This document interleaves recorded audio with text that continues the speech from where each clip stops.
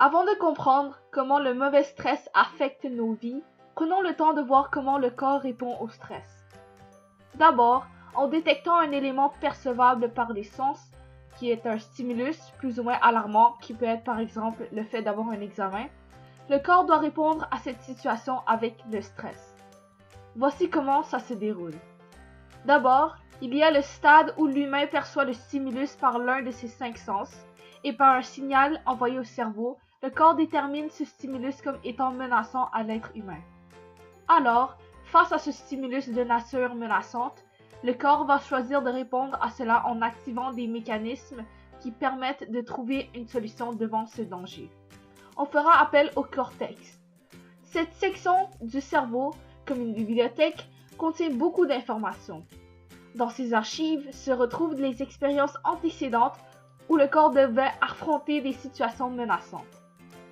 Le cortex va passer en revue les différentes situations stressantes et va essayer d'associer la situation à laquelle tu fais face avec une situation antécédente.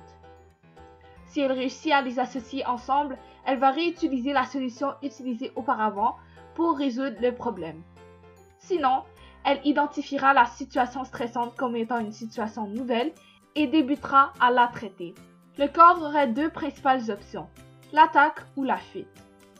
Dans les deux cas, les mécanismes du corps se mettront en marche, donc ils feront tout pour te fournir le maximum d'énergie. On apercevra que la fréquence à laquelle le cœur bat augmentera pour approvisionner les membres avec une plus grande quantité d'oxygène.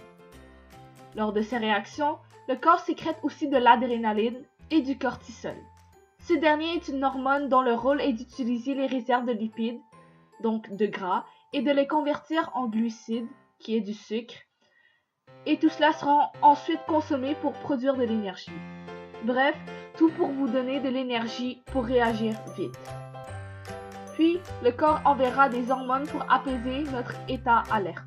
Cela est la réponse face à la situation de stress qui dure peu de temps. Toutefois, lorsque la période de stress s'étend sur une plus longue période, car la personne n'arrive pas à contrôler son stress, des problèmes surviennent. Parmi ces problèmes, on y trouve l'insomnie. Il faut savoir que le système circadien contrôle le sommeil par la production de mélatonine, une hormone qui nous endormit. Toutefois, le système produit aussi le cortisol, l'hormone intervenant dans une situation de stress.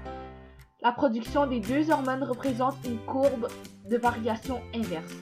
Donc, plus il y a de cortisol, moins il y a de la mélatonine et vice-versa.